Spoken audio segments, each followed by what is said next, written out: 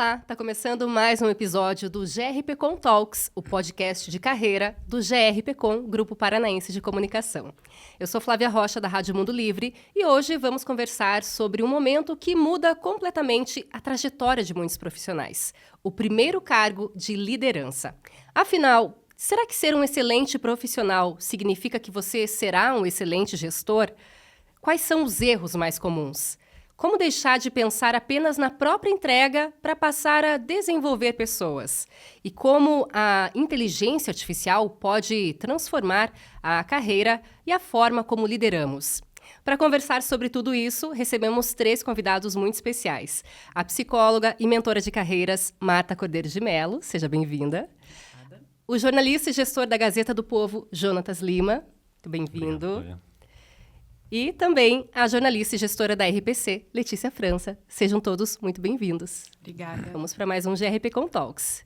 Então é isso, quero começar fazendo uma pergunta que muita gente já viveu ou ainda vai viver. A promoção chega, você deixa de ser colega e passa a ser o líder da equipe. O que é que realmente muda? Vou perguntar para a Marta primeiramente. Quando alguém assume essa liderança aí pela primeira vez, qual costuma ser a maior mudança psicológica? Nossa, são muitas mudanças, né? Tem um autor chamado Han Charan, que ele diz que são 3 as principais mudanças. Novas competências que essa pessoa precisa desenvolver, uma nova administração do tempo e novos valores profissionais, né?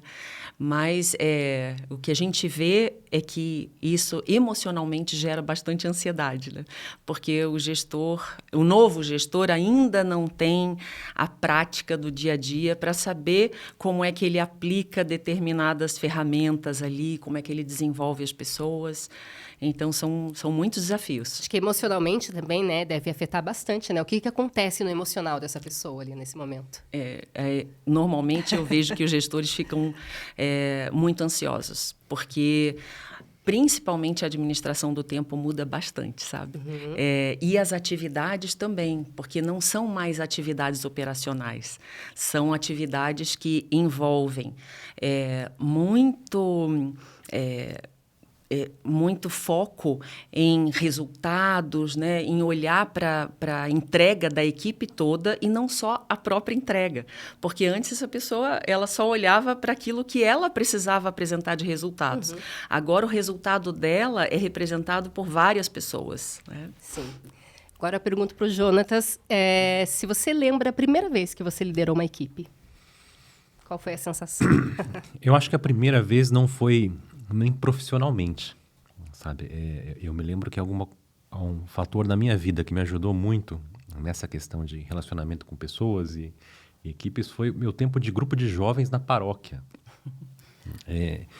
E ali eu acabei desenvolvendo muitas das habilidades que mais tarde eu usaria no meu mundo profissional, né?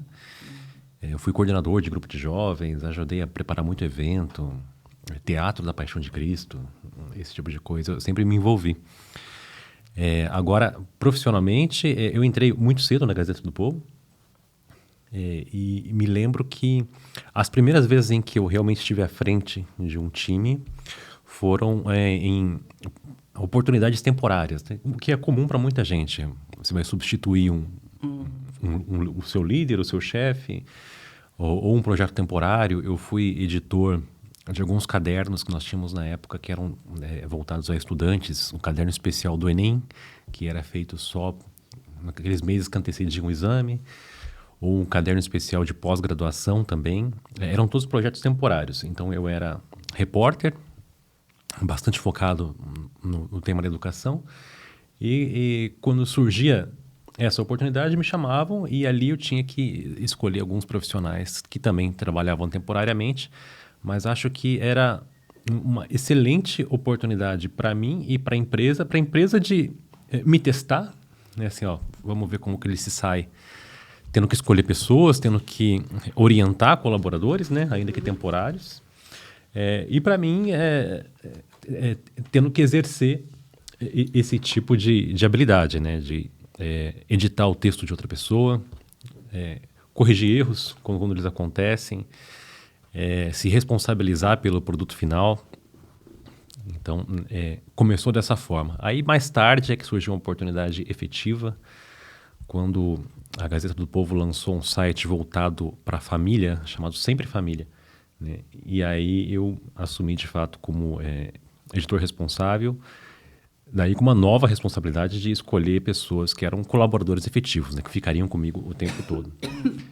E ali entra todo um novo mundo de decisões que você tem que tomar, e tem que aprender gradativamente. E qual foi o maior choque de realidade, assim, que ninguém te contou, que você descobriu só quando assumiu uma liderança?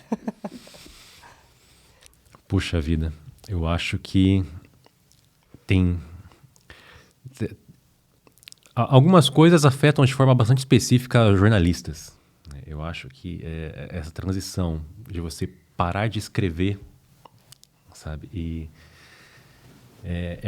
de certa forma, você renuncia, né, a alguns ganhos que você tem como repórter, né? Como repórter, você tem o seu nome num texto, assim, o prestígio é mais imediato e é mais público, eu diria, né?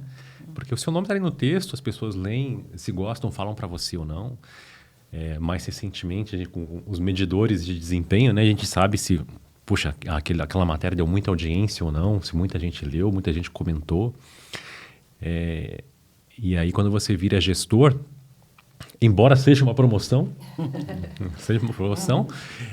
esse é um lado que você tem que abrir mão.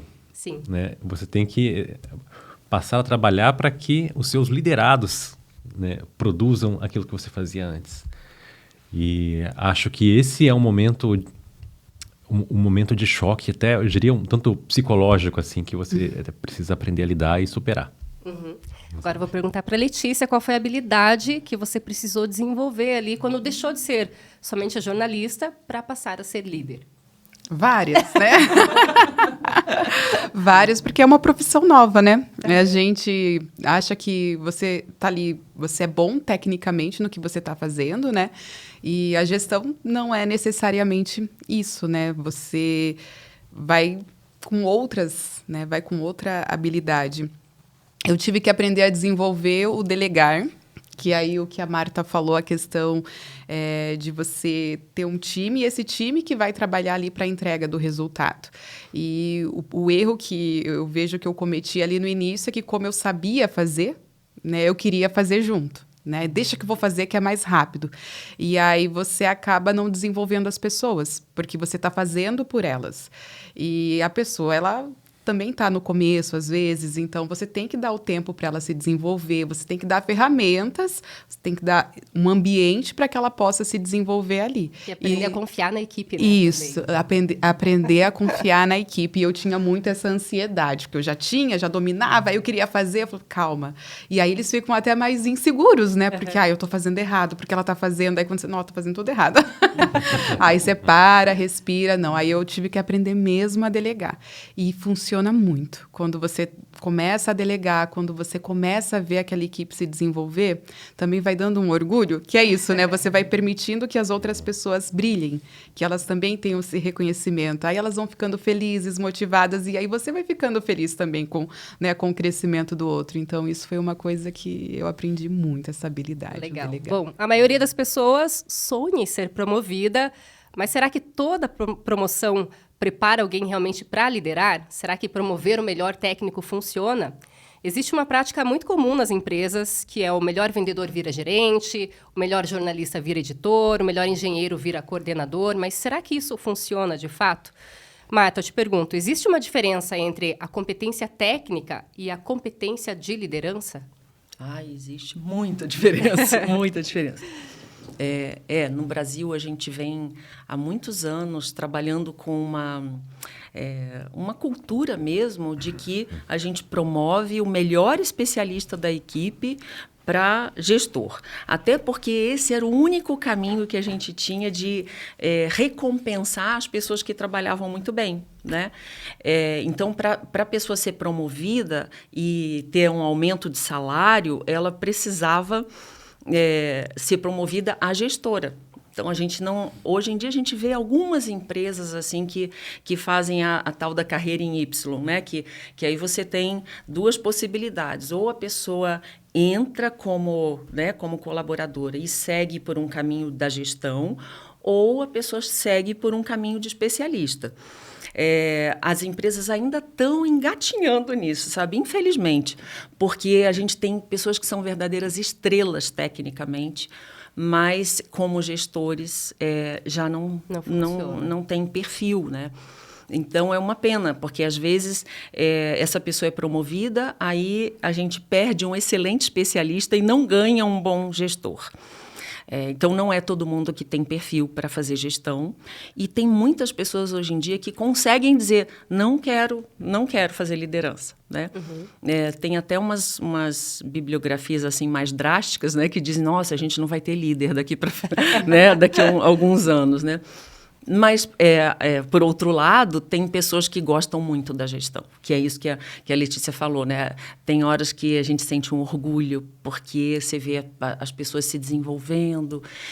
Às vezes, alguns gestores que são muito bons vão para outras empresas e ligam para aquele gestor, olha, estou sendo promovido aqui e, em parte, você foi responsável porque você me desenvolveu. Então, tem um lado, assim... também muito satisfatório, muito realizador da gestão. Mas não é qualquer pessoa que tem perfil. E acho que o que acontece quando a gente confunde essas duas coisas? Você até falou um pouquinho, né, de confundir essa questão da competência técnica com a competência de liderança, né? O que pode gerar isso, se houver essa confusão numa empresa? Porque uma parte a Letícia falou, né? Um gestor que é muito bom tecnicamente... ele tende a mergulhar na operação, porque ele acha sempre que ele faz melhor e mais depressa, né? Que foi o que a Letícia estava falando. E não é que isso não seja verdade. Muitas vezes ele faz melhor e mais depressa, mas se ele não desenvolver a equipe, as pessoas nunca vão fazer melhor, igual a ele ou melhor do que ele, né? Então, o ideal é ele desenvolver para que ele possa ter um olhar para a equipe toda, né? E não ficar preocupado ali com o detalhe da operação. Então, realmente, quando você perguntou, né? Olha, tem diferença? Tem muita diferença, porque as competências para a gestão são bem diferentes das competências técnicas. E aí a gente está falando de delegação, a gente está falando de saber dar feedback, de saber o processo de desenvolvimento de cada um dos colaboradores da sua equipe. Então, são alguns exemplos, né, de competências que o gestor precisa desenvolver. Legal. Jonatas, para você agora, você acredita que toda pessoa excelente tecnicamente deveria querer liderar? Não. Não. E um pouco do que a Marta falou também. Sim. E no jornalismo a gente vê muita história. Assim, algumas vezes as pessoas até criam essa expectativa, assim, excelentes jornalistas criam essa expectativa de que, assumindo um cargo de gestão, estarão melhores em todos os sentidos. E não é bem assim.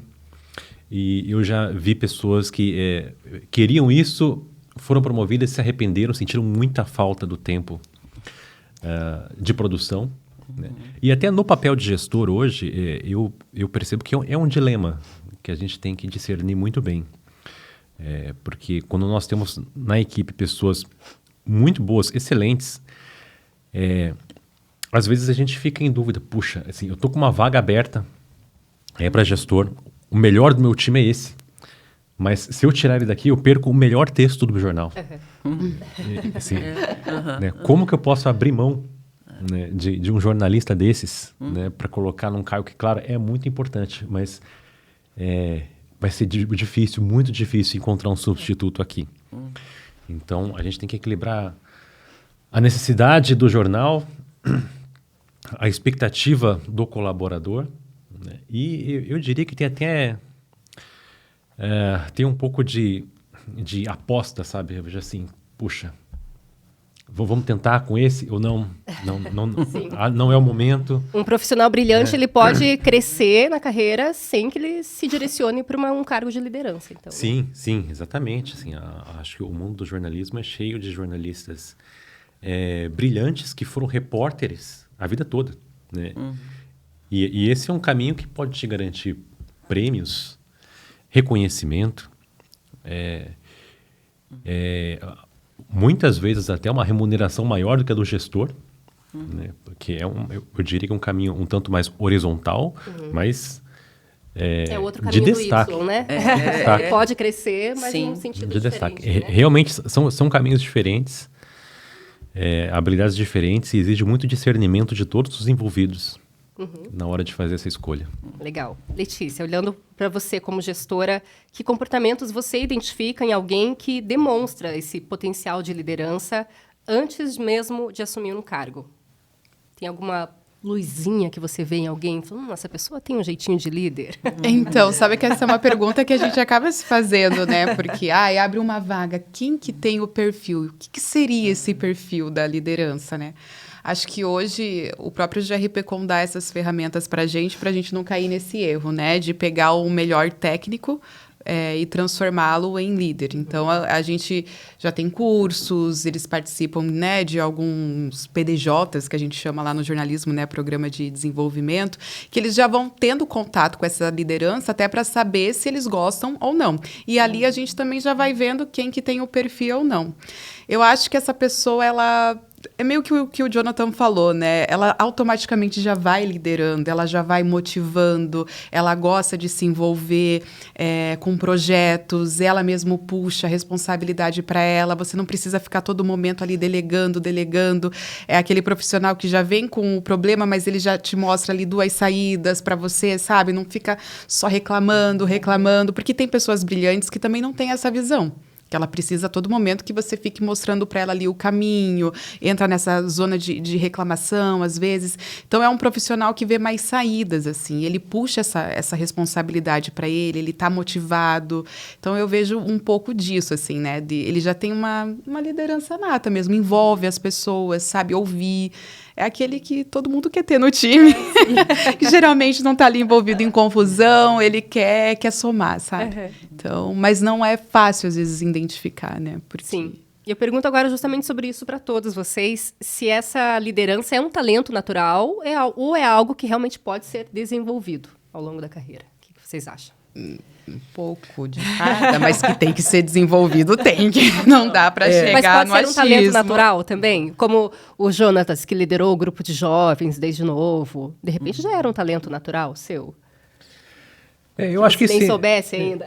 Essa pergunta eu gostaria que a Marta respondesse primeiro, que é a nossa mentora de treinamento e desenvolvimento. Eu acho que ela tem as palavras certas. Aí a gente vê se a gente se encaixa, né?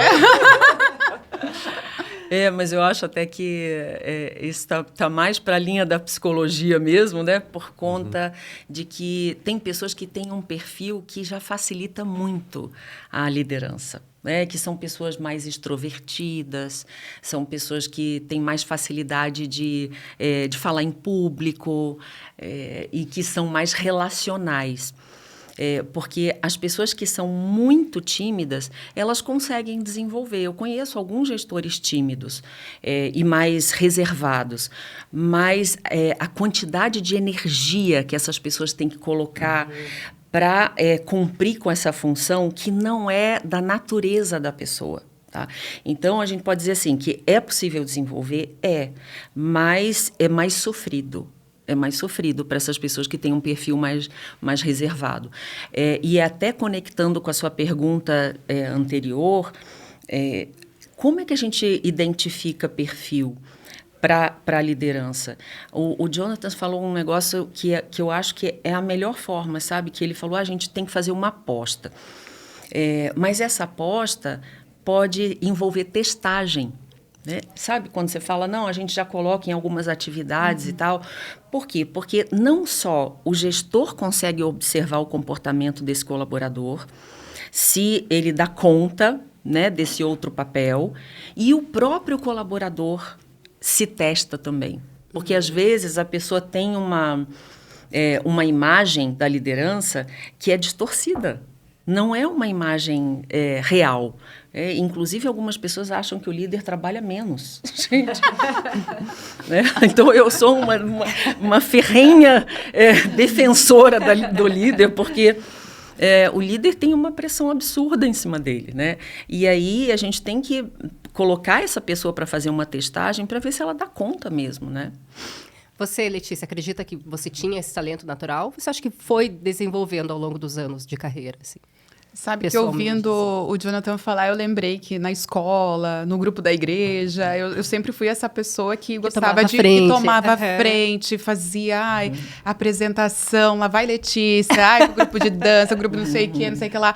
Sempre fui. Só que é isso. Aí, quando eu assumi, você tem algumas facilidades, sim, né, ali para comunicação, mas o que fez a diferença mesmo nessa minha trajetória foi você aperfeiçoar algumas técnicas, né? Porque aí é técnica mesmo, né? Sim. Porque, eu sei que eu posso conversar com essa pessoa, mas como chegar, né? Como esse feedback, ele realmente fazer com que esse feedback seja assertivo, como melhorar essa comunicação, como melhorar a conexão com outras pessoas, com outras áreas. Então, são coisas que... a nossa mentora aqui, a Marta, me ajudou muito, que aí você vai desenvolvendo. Então, ajuda, mas não dá para... eu vou no achismo, vou no feeling.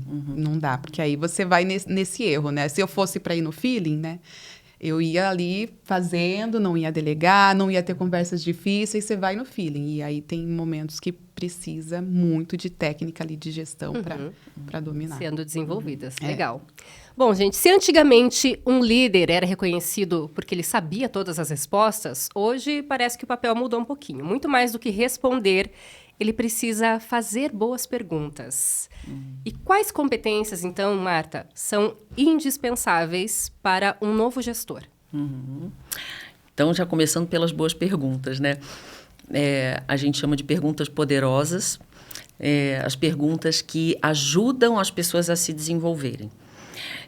E, normalmente, os gestores dão respostas, né? Principalmente esse gestor que está no primeiro patamar de liderança. Ele acabou de assumir ou ele ainda está ali na coordenação direto de colaboradores da operação.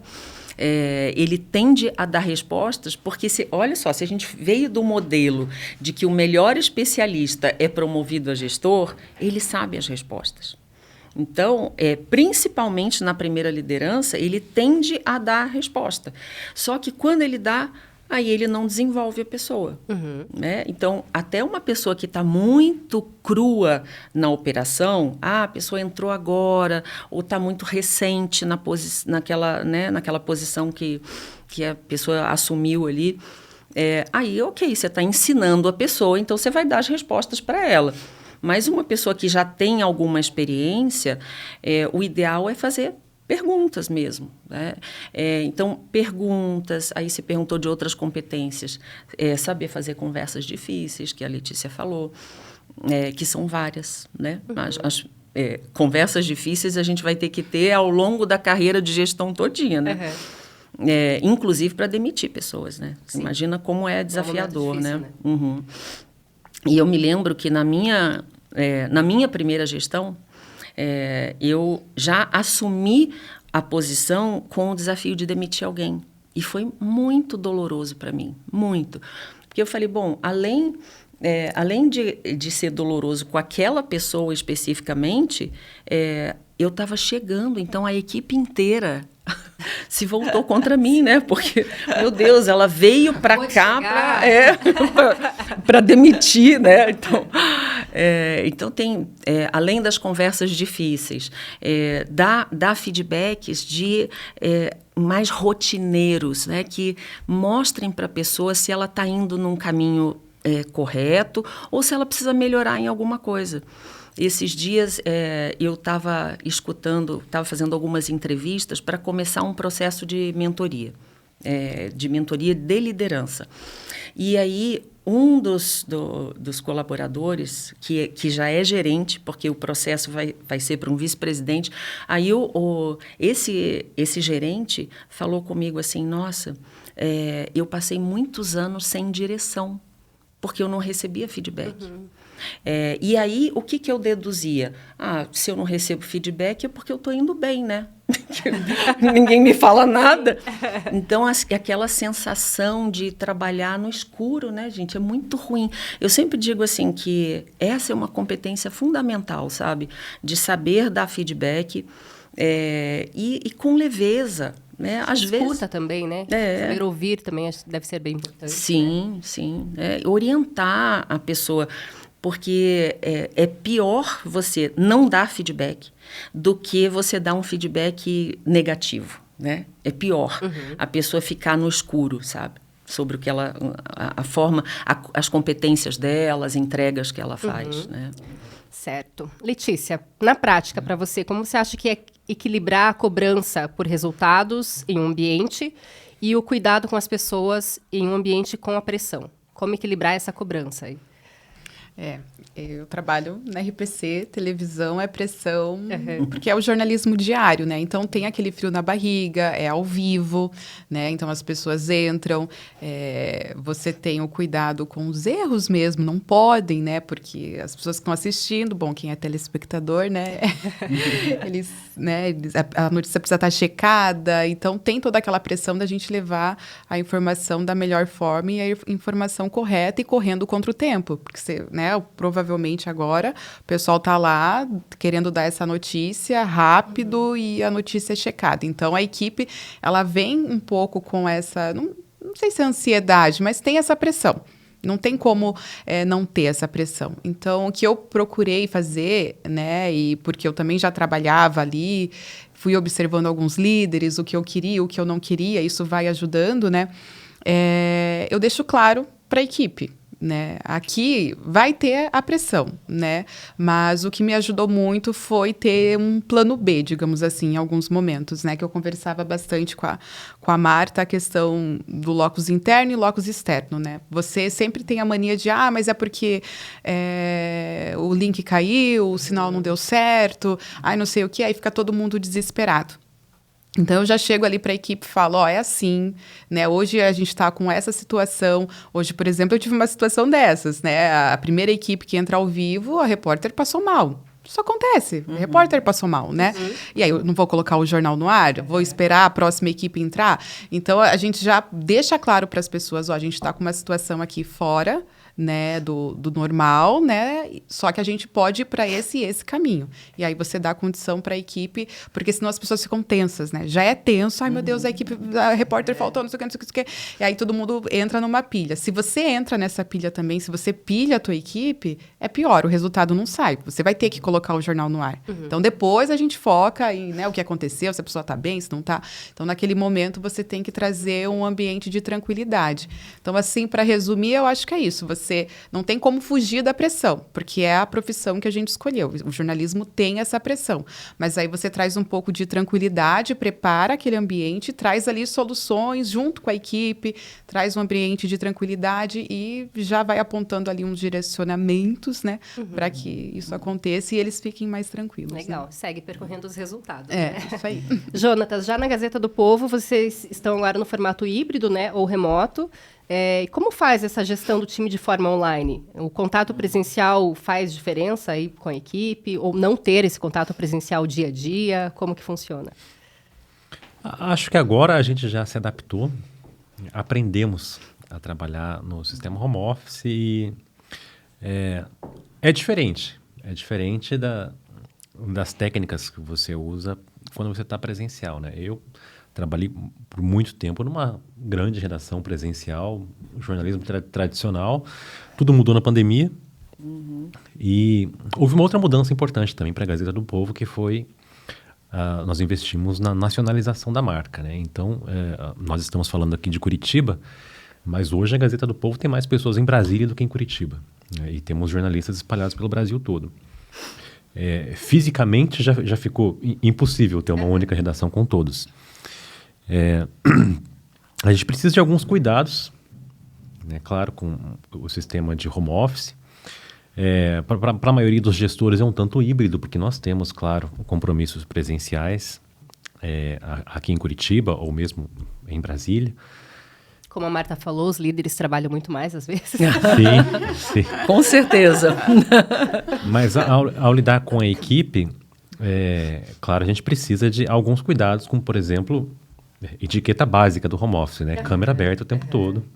Né? Você precisa, bom ouvir isso aí. Você precisa ver os seus colaboradores, né? Você precisa ter o cuidado de se lembrar de falar com eles com mais frequência até de procurá-los do que se você estivesse numa redação física, porque numa grande redação física vocês estão se vendo o tempo todo, né? No home office é importante, né, que o gestor tenha esse cuidado de manter a comunicação frequente, né? Nós, inclusive, adotamos um esquema de conversas one-on-one, pelo menos mensais, né, no qual o colaborador tenha a oportunidade, criada pelo gestor ainda, de dizer o que quiser. Trazer os seus problemas, as suas ansiedades pro gestor, o colaborador pro gestor. Que é uma coisa que se nós estivéssemos numa redação física, aconteceria de forma espontânea, assim. Você passa pela mesa do seu chefe, eu posso falar com você um minutinho?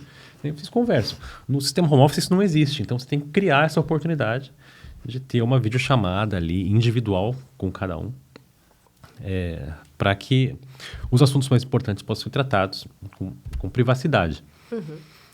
A mesma coisa em relação ao time, claro, você precisa ter reuniões frequentes também com o time todo, em videochamadas abertas, sempre câmera aberta, todo mundo. Eu vejo algumas vantagens, né, no sistema home office, nessa questão de reuniões, que é a otimização do tempo, né? A gente sabe, reuniões presenciais quase sempre demoram mais do que o previsto. Né? Porque um chega depois, ou os assuntos se prolongam, né? Você está ali. Agora, nas videochamadas, assim, Direto ao ponto. A gente vai direto ao ponto, o silêncio parece que incomoda mais. Né? Às vezes você já escalona compromissos, uma reunião depois da outra, então, assim, outra reunião já está começando aqui, né? Você precisa sair de uma videochamada e entrar em outra. Então, é um mundo diferente, mas é possível fazer funcionar, sabe? Contanto que se tenha essa responsabilidade com o tempo e principalmente com os colaboradores.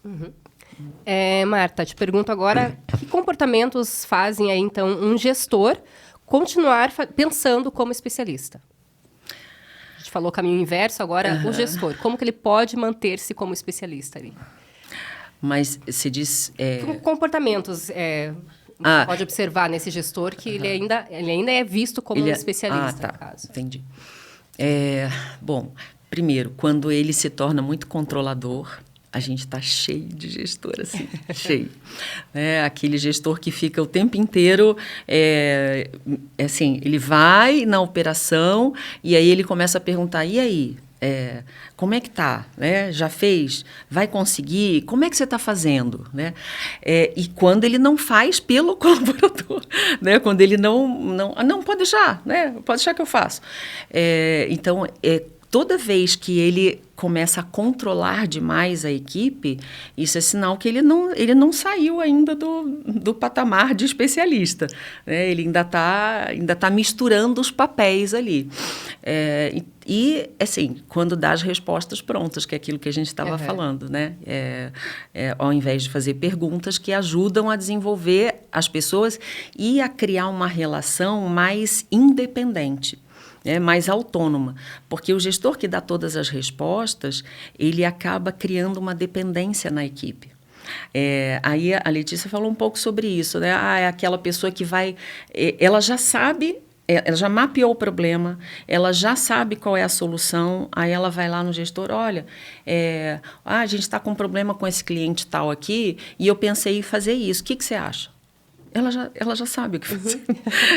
E aí, nessa hora, é que esse gestor, ao invés de dar a resposta, né, porque ele sabe, porque ele foi especialista, ao invés de dar a resposta, ele fala, bom, você já mapeou o problema, você já está me oferecendo a solução, então... Não sei, né? Não sei por que você está me perguntando. O ideal é que esse líder dissocie essa questão do especialista. Então, cada coisa no seu lugar. Tem um lado que, claro, que a gente não pode descartar e nem desqualificar a bagagem que a pessoa traz, né, como especialista. Isso, inclusive, é uma forma de poder que o gestor tem em relação às pessoas da equipe. porque as pessoas passam a respeitar esse gestor em função do conhecimento que ele tem. Mas é diferente você fazer perguntas, olha, mas você já tentou esse caminho aqui? Aí, para eu falar que caminho é esse, eu tenho que ter sido especialista. Mas eu estou discutindo com a pessoa caminhos para ela chegar no resultado. E não estou dizendo para ela, olha, o resultado você faz assim, né? Então, quando o gestor mergulha no como fazer, é que ele está misturando papéis. Né? Certo. E para todos essa pergunta, qual foi o maior aprendizado que vocês tiveram como líderes? Difícil, hein? Resumir? Eu acho que foi aprender a planejar e obter resultados mais consistentes com o tempo. Porque, pelo menos na realidade do jornalismo escrito, o retorno de especialista, de repórter, é mais imediato. Você publica, mede, vê se teve audiência ou não. Agora, na posição de gestor, às vezes você precisa esperar um mês inteiro para ver se todas as estratégias que você estabeleceu funcionaram ou não. Né? É um planejamento bastante sofisticado que você precisa aprender a fazer mentalmente e você tem que evitar a tentação do imediatismo, porque algumas estratégias funcionam com o tempo, né? Ao longo prazo. Então você não pode mudá-la a partir do primeiro obstáculo. Você estuda bastante um problema, você tem muitos elementos nos quais você pode agir, mas o retorno é gradativo. Então exige paciência, exige planejamento, você precisa ter uma visão mais ampla, não é só o seu trabalho, deu certo, não deu certo, muda e pronto. Não é? Tem que pensar nas pessoas, tem que pensar no processo, tem que pensar no produto final. Então, eu acho que é um tipo de raciocínio bastante sofisticado e realmente dá muito trabalho, bastante pressão, porque você está se responsabilizando pelo conjunto do trabalho, às vezes de dezenas de pessoas. Dezenas de pessoas estão agindo conforme a direção que você deu. Tem equipes enormes, né, John? Sim, equipes enormes. E no caso do jornalismo, com efeitos bastante públicos, né, que vão ser reconhecidos para sempre. Sim. Né? Então, há muitos elementos que a gente tem que pensar que nós vamos nos responsabilizar por eles, e o trabalho tem que ser bem feito e tem que gerar um bom resultado. E eu acho que isso que o Jonathan falou da estratégia, né, pegando um pouco... Quando você está muito no operacional, você deixa de pensar nisso. E isso realmente é o que a gente acaba aprendendo. Né? Porque eu assumi, né, tem um pouco mais de um ano, e aí você vai deixando o operacional e passa a olhar de fora. Passa a criar estratégia, passa a pensar em processos, em rever processos, ainda mais agora que a comunicação passa por tantas mudanças.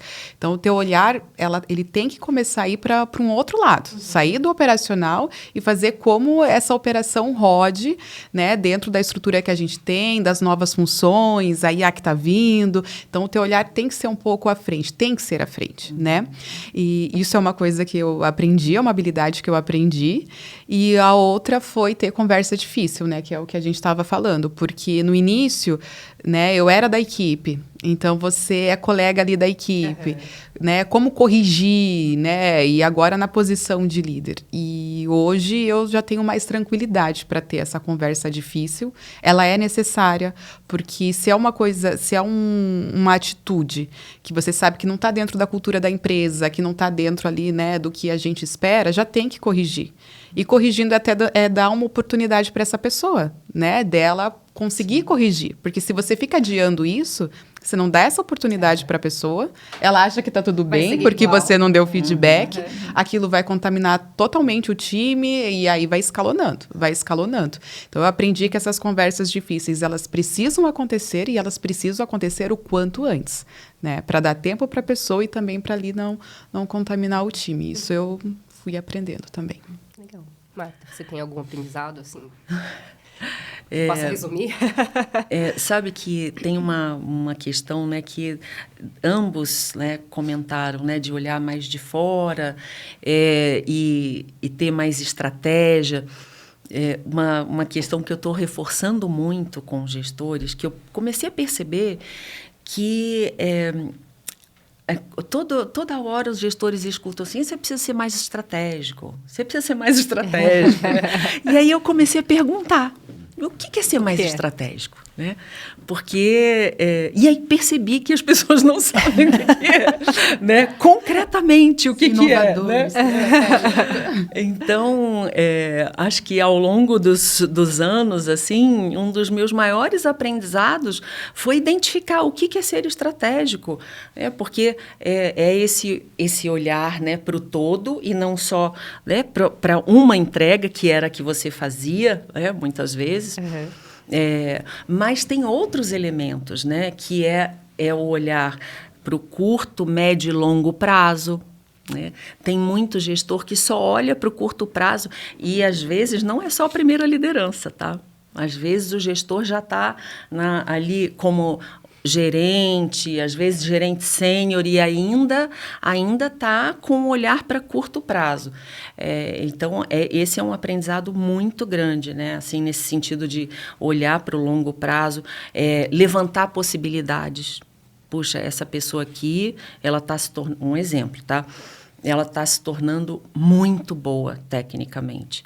Eu estou correndo risco essa pessoa.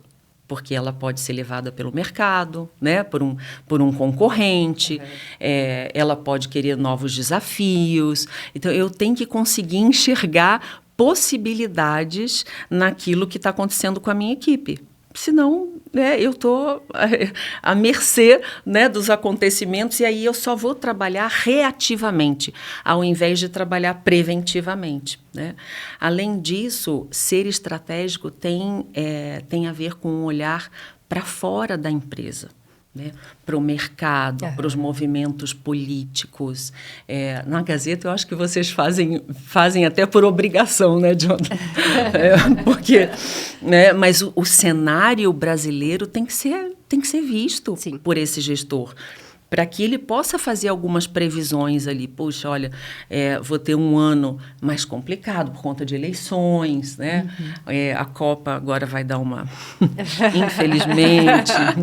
Infelizmente, a gente, né, tem um esvaziamento da Copa agora.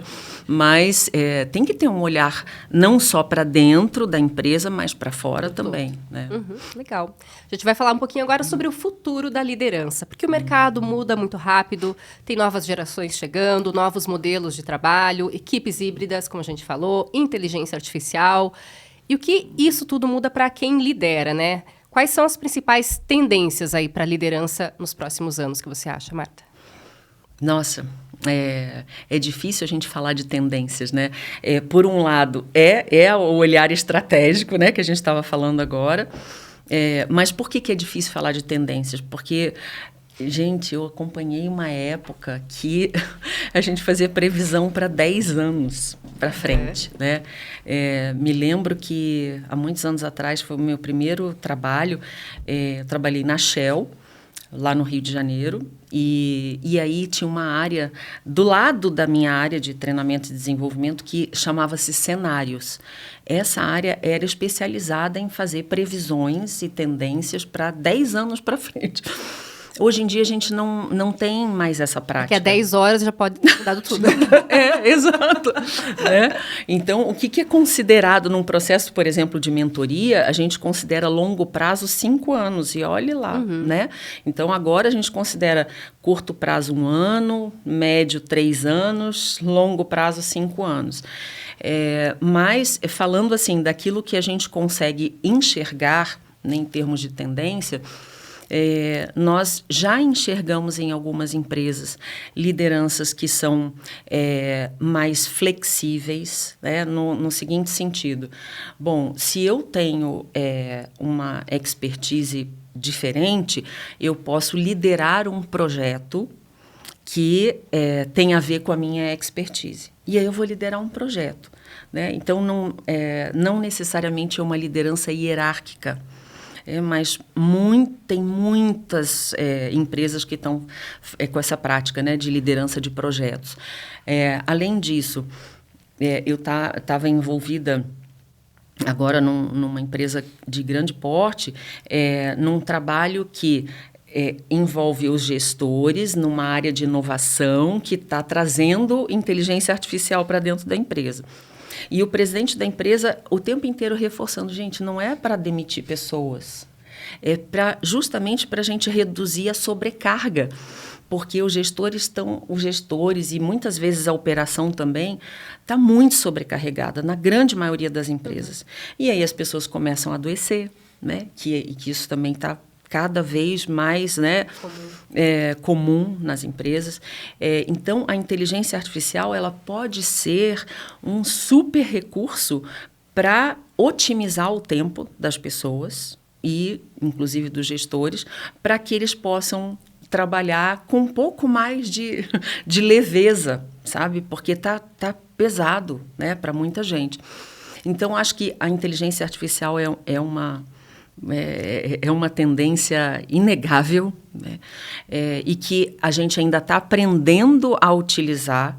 E eu não estou falando não só tecnicamente, mas nesse sentido, sabe? De que, poxa, ela vem para substituir pessoas ou ela vem para otimizar as nossas práticas e o nosso tempo, né? Então, acho que tem muito, assim, nessa linha da tecnologia mesmo, sabe? Uhum. Jonatas, para você, como fazer para liderar pessoas que pensam de formas diferentes hoje no ambiente de trabalho? Como conciliar isso? Eu acho que o jornalismo possibilita isso até mais do que outras áreas, né? A gente, especialmente no GRPcom, que é um grupo que favorece e beneficia tanto a cultura democrática, pluralismo de ideias. Então, numa mesa de reunião de pauta, você está ali conversando sobre temas extremamente polêmicos com colegas que pensam de forma muito distinta e muitas vezes vocês têm que chegar a um consenso, o consenso possível, né? Isso aqui vai ser matéria, isso aqui vai ser pauta, nós vamos por esse caminho, né? Com muito respeito, com a consciência de que a gente não está produzindo, sabe, o produto do jornalismo não é só um bem de consumo que, bom, você está vendendo no supermercado hoje, se ninguém mais comprar, tudo bem, você começa a fazer outra coisa. Né? A gente presta um serviço que é mais do que isso, é um serviço que é importante para qualquer sociedade que queira que seus cidadãos tenham direitos, né? Qualquer sociedade democrática. Então, eu acho que todos nós, jornalistas, temos que pensar que, bom, o que a gente faz não pode acabar. Não pode acabar, né? Eu digo até, aproveitando o gancho da inteligência artificial também, que a inteligência artificial revolucionou o jornalismo e cada vez mais isso está acontecendo. Acho que a gente compete com influenciadores digitais o tempo todo. Sim, né? sim. E faz parte do nosso trabalho tentar conscientizar as pessoas de que o jornalismo é importante, não porque é só mais um bem de consumo, porque isso, com todo respeito aos influenciadores digitais, né, mas muitos deles não têm necessariamente essa preocupação, sabe, de apresentar diferentes pontos de vista sobre uma questão. Sim, sim. Né? O jornalismo tem essa missão existencial. Né? Então, se o jornalismo for completamente superado, né, por outras formas de serviços digitais, a sociedade perde muito com isso, perde muito. Então, assim, é uma tarefa que todos nós temos que ter em mente como uma missão mesmo, uma missão a ser cumprida. E quando você está com a sua equipe, com várias pessoas que pensam diferente, isso tem que ser levado em conta. Tem que ser levado em conta. Nós temos que fazer funcionar. Sim. Nós temos que funcionar, oferecer um bom serviço e cada vez mais conscientizar a sociedade de que o que nós fazemos é importante, não só para nós, porque nós estamos vendendo informação, mas para todo mundo, para o convívio social nosso mesmo. Letícia, para você, essa questão da inteligência artificial, como que ela impacta na tua rotina de liderança? Ou não impacta? Ou impacta? Tem a questão da otimização do tempo, né? Que realmente ela ajuda muito, né? A gente tem que fazer relatórios, preencher planilhas, e isso ajuda. E o que o Jonathan falou é muito interessante e foi gostoso de ouvir, porque o jornalismo... ele precisa existir, né? E a gente vive nesse momento como o jornalismo vai existir no meio aí da inteligência artificial. Eu trabalho muito com um jornalismo local, né? A gente fala aqui para nossa cidade, para o bairro, e a gente costuma dizer que, óbvio que a inteligência artificial vem, mas nada substitui o olhar humano, né? Você tá ali, não vai ser a inteligência artificial que vai pisar no buraco de rua, que vai estar ali com a Dona Maria, com o seu João, entendendo o que eles realmente precisam e falando por eles, né? Cobrando por eles ali, né? Uma sociedade melhor. Então, o que a gente tenta também fazer a IA para o time, porque, de certa forma, traz um medo. Será que vai ocupar né, postos de trabalho? O que a gente tenta colocar para o time não adianta mais entrar nessa discussão de que se ela vem ou não vem. Ela já veio, ela já está aí. Então, você treina uma equipe para que essa equipe seja mais flexível, né? A palavra que a Marta usou, que ela seja mais resiliente. A mudança vem e como que a gente vai usar essa IA para que ela agregue ao nosso trabalho, para que ela faça com que o jornalismo né, se enriqueça. Né? Uma coisa não vai substituir a outra. O jornalismo não vai ser substituído, nem deve ser. Mas como é que a gente pode usar a IA para otimizar mesmo esse tempo, para que a gente possa colocar né, a informação, que essa informação chegue a mais pessoas, que a gente possa medir também, a gente usa muito medição ali, né, audiência, como é que isso vem agora para o nosso trabalho, né? Mas que está aqui, está, e não adianta fugir, né? Flávia, tem uma coisa sobre o que eles estão falando, né? Eu defendo muito também o jornalismo, até como audiência, sabe? Porque eu vejo assim que ali tem informação confiável. Né? E também, com todo o respeito aos influenciadores, a gente sabe que tem bons e tem ruins. Mas quando eu quero verificar uma informação, eu vou no jornalismo. Eu não vou... né? Porque tem muita coisa na internet que não é confiável. Com certeza. E, infelizmente, a gente tem visto muita gente acreditando em notícias falsas, né? Então, acho que e o jornalismo tem um papel...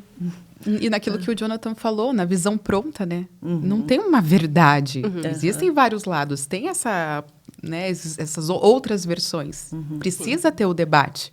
Né? E aí, senão a gente fica nesse mundo polarizado de certo, errado. Não é bem assim, né? Exato.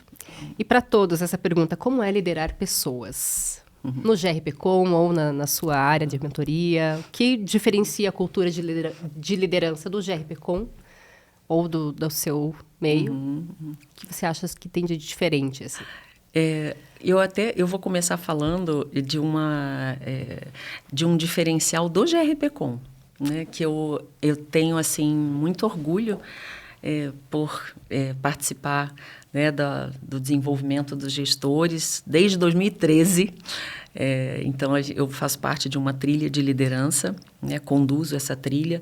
E aqui a gente tem uma característica que é raríssima nas empresas. A gente tem programas aqui que preparam o líder antes dele assumir.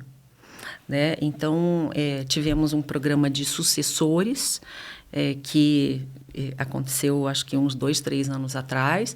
E a gente tem também um programa de paraprofissionais que a gente trata de alguns temas da liderança, a gente trata com os profissionais. E eu considero isso assim, uma qualidade enorme, porque na grande maioria das empresas não existe uma preparação prévia.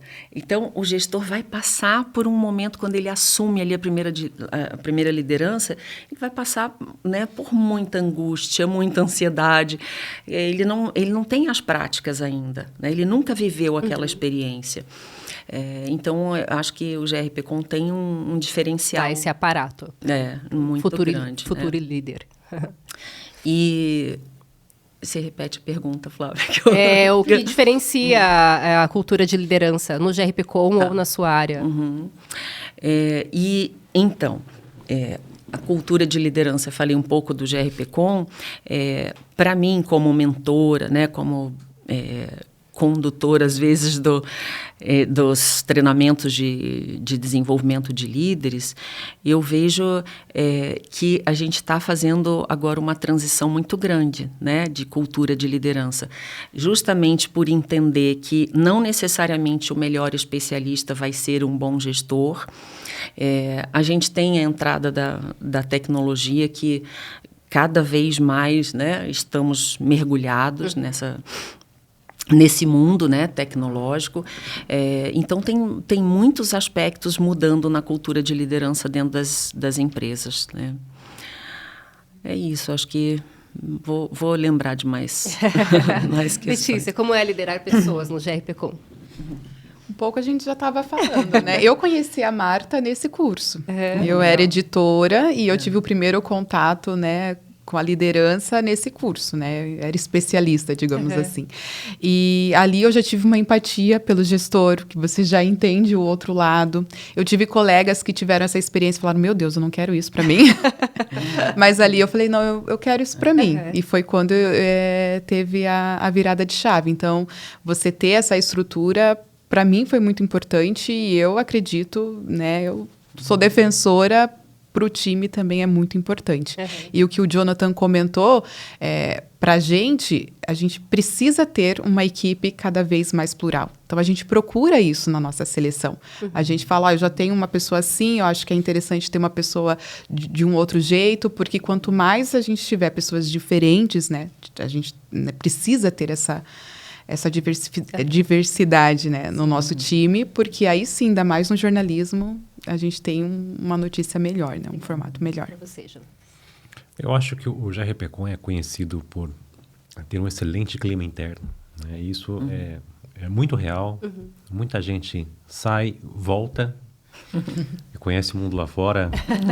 É diferente. Tem muita empresa, inclusive de jornalismo, que aposta muito em resultado, nos números, mas aqui acho que por conta das convicções expressas do GRPcom, o direcionamento que vem muito dos diretores também, há um senso de missão muito forte. E a gente aprende que cuidando bem das pessoas, e por cuidar eu digo desenvolver bem o melhor que cada um tem, buscando a excelência de cada um, a excelência do seu time, o resultado é consequência.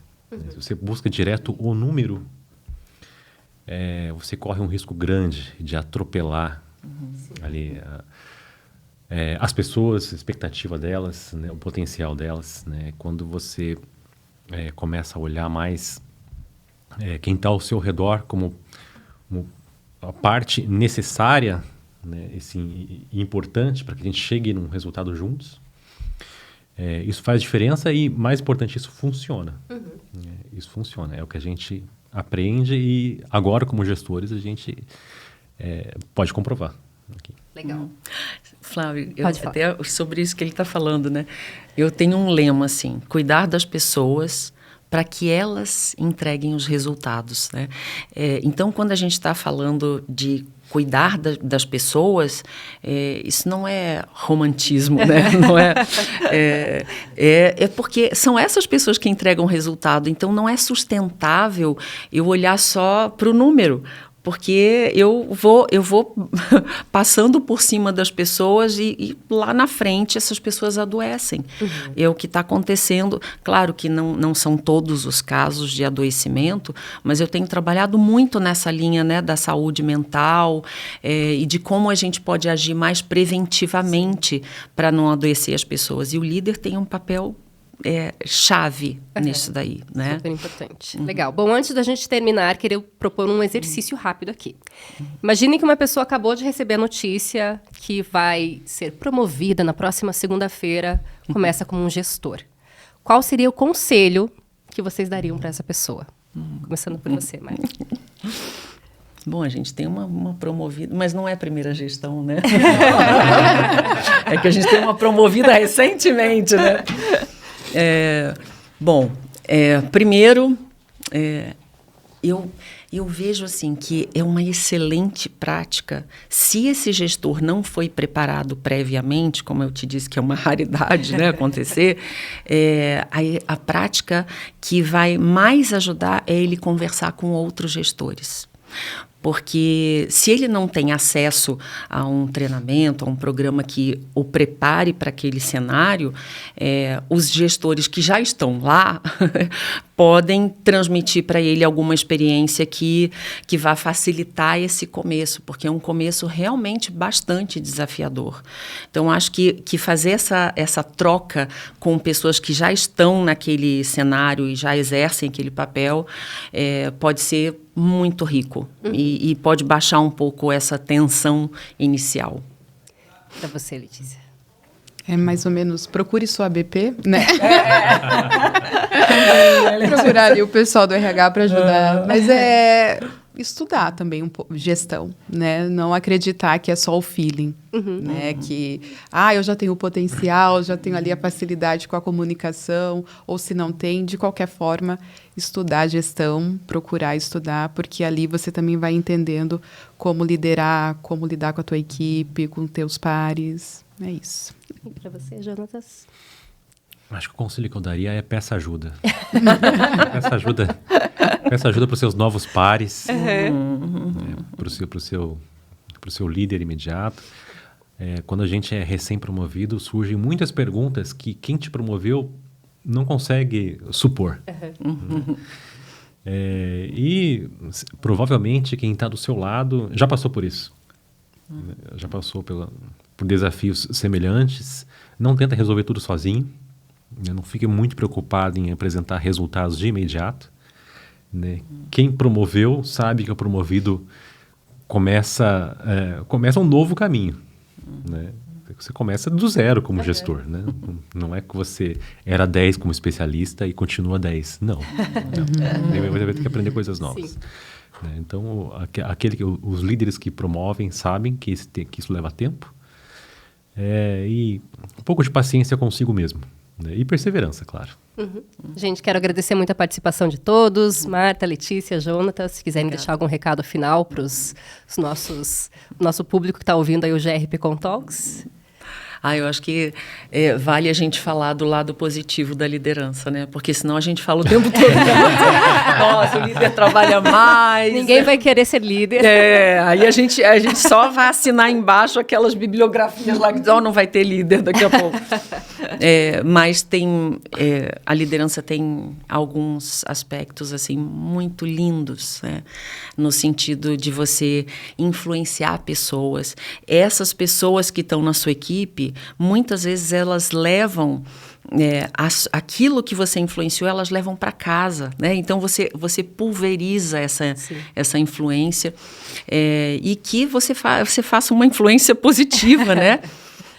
E desenvolver pessoas pode trazer uma realização muito grande, de reverter quadros que às vezes são quadros complicados, a pessoa está desmotivada, a pessoa está desistindo, quer sair da empresa. Eu já vi exemplos lindíssimos assim, de líderes que fizeram essa virada de chave e resgataram essa pessoa, sabe? Então tem um lado muito bacana na liderança, né? Muito bom. Obrigada, Marta.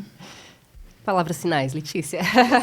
É um pouco isso, sabe? Uma vez eu escutei que para você ser um bom líder tem que ter um pouco de bondade também, né? Ter um bom coração. Porque no final é isso, você quer o melhor da pessoa. Você tem que tentar extrair o melhor daquela pessoa. Você tem que ficar feliz com a conquista dela, então sai um pouco, né, da vaidade, do ego, né, deixa de ser um pouco egoísta, você torce pelo outro, né, então tem um pouco disso, eu acredito nisso, né, competência, a gente querer aprender mais, mas tem um pouco do bom coração aí, da bondade. E você, Jonatas? Eu concordo com a Letícia, acho que é uma grande oportunidade de você se tornar uma pessoa melhor. Né? A liderança nos torna pessoas melhores. Sim. Porque a gente realmente pode fazer bem no caso do jornalismo, para milhares de vidas que vão ser influenciadas pelo seu trabalho. Porque se faz bem o seu trabalho, as pessoas do seu time estarão melhores e aqueles que vão ser seus leitores, seus telespectadores também. Então, é uma corrente do bem aí que é muito satisfatória, muito mesmo. Legal. Bom, a conversa de hoje mostrou que assumir uma liderança não significa apenas mudar de cargo. Significa mudar a forma de enxergar o trabalho. Quando alguém se torna gestor, seu principal resultado deixa de ser apenas a própria entrega e passa a ser o desenvolvimento das pessoas, da equipe e do negócio. E isso exige aprendizado constante, humildade para evoluir e disposição para ouvir. Se você gostou deste episódio, compartilhe com aquela pessoa que está vivendo esse momento ou que sonha em liderar uma equipe. E se você quer conhecer mais sobre a cultura do GRPcom e acompanhar nossas oportunidades de carreira, siga @jeitogrpcom no Instagram e o Grupo Paranaense de Comunicação no LinkedIn. As nossas vagas estão na nossa página de carreiras, grpcom.com.br/carreiras. Eu agradeço a todos. Até o próximo episódio do GRPcom Talks.